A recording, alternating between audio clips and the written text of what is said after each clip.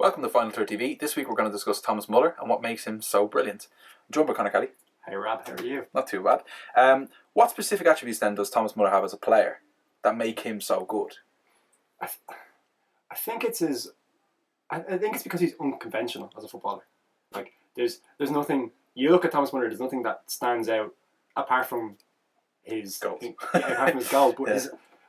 if you look at him closely, what stands out for me is his incredible awareness of space.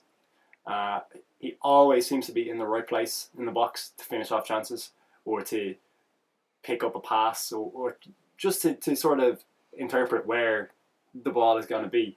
It's a skill that very few players have. It's sort of an inherent gift. Can't be coached. Yeah, you'd have to say. Yeah, if you look at the German team at the moment, there's a lot of players who are sort of, it's like a clone system almost of players who play the same sort of system, the same sort of way. Meant positively. Yeah, meant positively. Yeah. But they all have technical quality. They're all capable of playing in a certain way. But Muller is completely different. He's the one different element in that team. Yeah. He coined a phrase for it himself. He described himself as a Ramdeuter, which is basically interpreter of space. German's great, isn't it? Yeah. When they come out with expressions like that, that's excellent. According to various articles, though, he's very analytical about his own game, which is surprisingly from an early age. He knew exactly what type of player he was, I'm not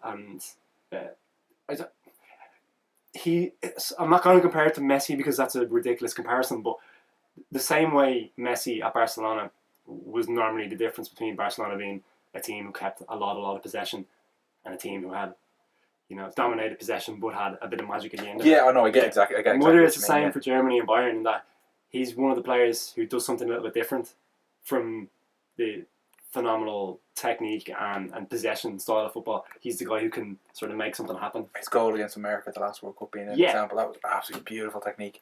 But the funny thing as well about Muller is, when you think about it, we all think he's a great player, we always praise him so highly, is that you would struggle to actually put him in a position where he actually plays, which kind of compounds what you're saying about him being unorthodox in a team of football clowns, like, good boys. He's a space invader.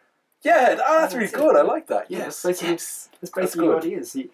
He doesn't even himself. He can't pin himself down to a position. Yeah, and that's why Jurgen Klinsmann did a lot of great. As you listen to our pod this week and to Rafa Honigstein, he did a lot of great for German football. Jurgen Klinsmann, but he didn't see any role for Thomas Muller when he's at Bayern. Probably his biggest crime. Yeah, Louis van Gaal, who is famed, as we've seen at Manchester United, for having his players play in a certain way. Yeah, and it is in a way it's a restrictive style. But with Bayern, it was the same, except for Muller. Muller was the one player who was allowed to do exactly what he wanted to play in whatever spaces he felt he needed to be in.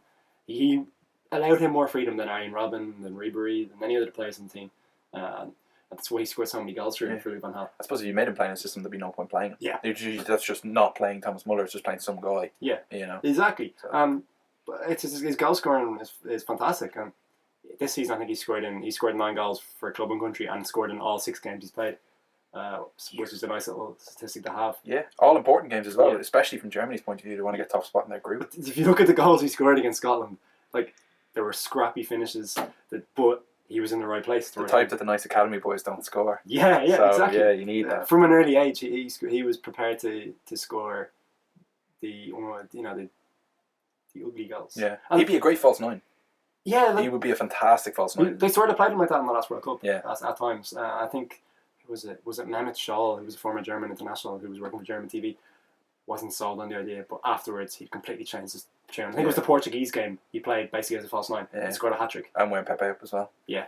Wins in the game. It's not nice. We don't like talking about that side of the game, but he winds up the Mr. Wind-up. He's very, very good at that. And I think it was one of his coaches. I forget his name now, but one of his coaches from when he was a young kid basically said he's the type of player who could play for 90 minutes and play abysmally and then pop up with 2 goals.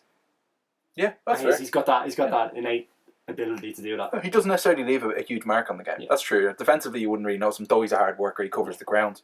So, but that's the most important thing, isn't it? Decisive goals. Yeah. You feel Germany and Bayern will benefit for years to come with his ability to do that. And he's likeable.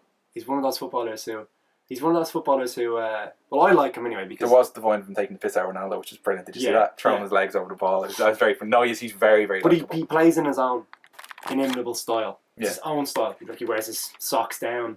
He sort of walks around at his own pace. Yeah. In a German Johan Cruyff. In a completely different way. Yeah. It's all his own way. In a completely different way. He's perhaps a little bit like Berbatov. Yeah. A player who plays at his own pace. Yeah. He plays in his own. His pace is 90 miles an hour. That's the difference. Yeah, true. As opposed to Berbatov's. Or Stroll-Itoff, as it's called. Yeah. Leave Berbatov alone. Some people just don't get football. Leave Berbatov alone. So, I'll replay that touch from Berbatov for Fulham. The penalty he took against Aston Villa where it bounced twice before it went in. It was that slow. Anyway, that's a wrap on Thomas Muller and Berbatov. But what do you think about Thomas Muller, or Berbatov if you like?